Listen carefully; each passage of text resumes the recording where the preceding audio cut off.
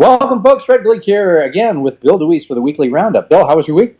Well, it was much slower than I would like for it to have been. I made 2,716, yes, $2,716 this week. Wow. The sheriff might be coming to post the sign about the foreclosure. Yeah,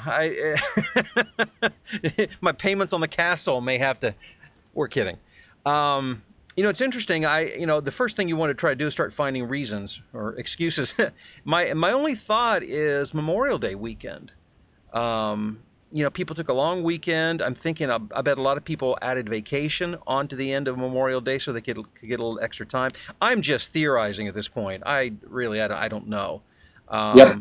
But last week was huge. It was well over 7,000, That and was, and actually there is a project I recorded that I haven't. We don't know what the final number is going to be on that, which would take me over 3,000. But we're not counting it in because we just don't know the final number. But still, it was slower than usual. okay, and so I assume then you had plenty of time to do some auditions. Well, I had some time. I did a lot of work actually on recording videos for my YouTube channel for voiceover training and that kind of thing. But I did do some auditioning, yes. Okay, good. And so again, one of the things that if we broke up your day, and by the way, I'm going to bug you about it again. Have you gotten one of those time tracking I have programs? not. I thought about it just before I called you today, and I thought, oh no, Fred's going to be on my case for that.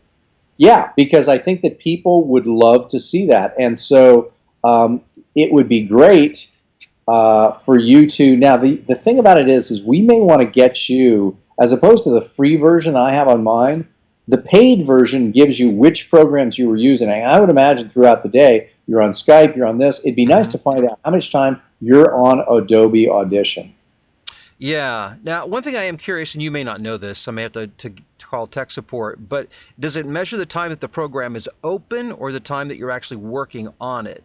You know what I mean? Because it stays open all day long for me. Oh, that's interesting. I think that if you've clicked out of the program, that's a good question. I don't know the answer to that. Okay, maybe if it's highlighted or if it's the active program in the forefront, maybe that's I it. think that's the case. Okay, But well, in which case that'd be pretty accurate.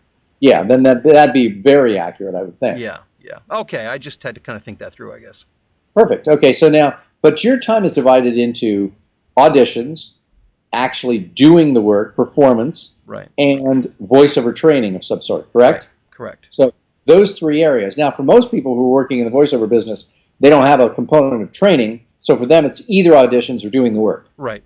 Yes. And like we've said, and by the way, if you aren't a member of DeWeese Members, and that would be at DeWeeseMembers.com, correct, Bill? Correct. You are Yeah, correct. you should get on board there because we had another great session last night. We do these twice a month, and Bill was live via Facebook after a number of crazy glitches. Failed attempts.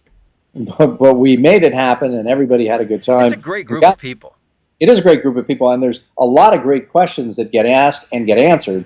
And so this, if you're in the VO business and are not a member, this is something you should do because at the small price of under $100 that you're paying for this per month, you're going to get questions answered that will save you and make you a whole lot more than that. One of the things I thought that was most interesting, and again, I'll let you get onto your week here shortly, but I found it fascinating that people, so many people, and looking at this sort of as an outsider, although we know, and I'm still looking for it, that I did do a voiceover tape in 1985.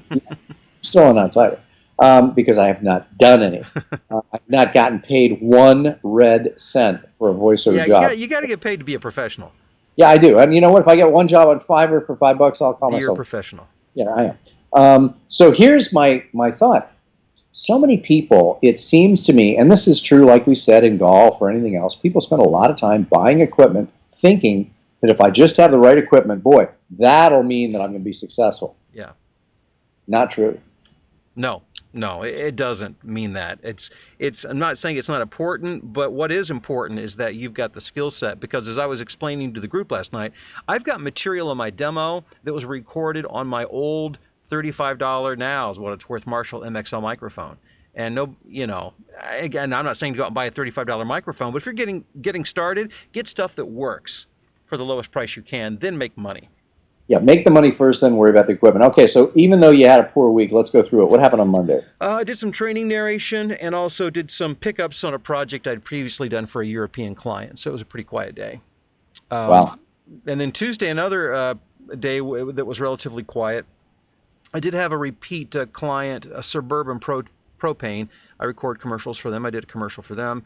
And then I did one of those edumercials for a software system that tracks school attendance. They're trying to obviously market to school districts. Now, Wednesday was actually a pretty busy day. I did some training narration. And again, what I made on that's not factored into this week because we don't have the final total on that yet.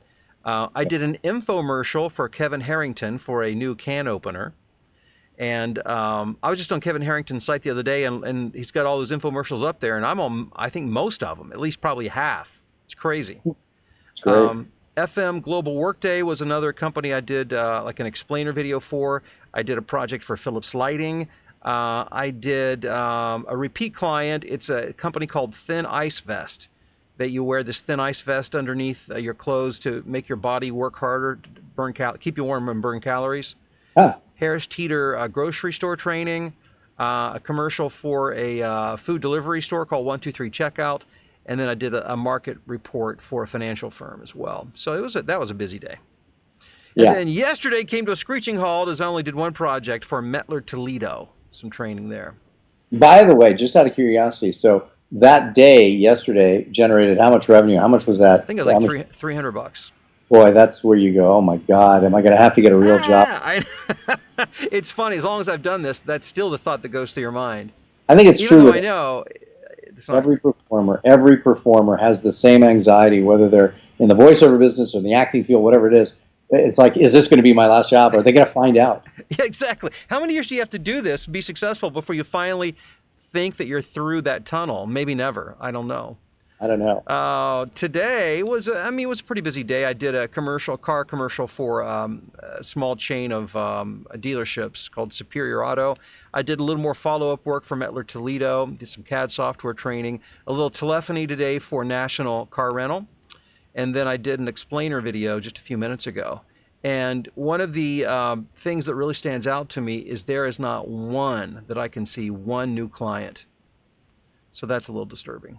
Yeah, that is. That really happens. So, but I mean, the deal is that folks. What lesson can people learn from your hideous week? Let's just call it what it is. Yeah. I think what you have to do is you have to keep your head screwed on straight. You can't say the ship is sinking, the sky is falling, because it's not. Next week I could very well come back and make $10,000.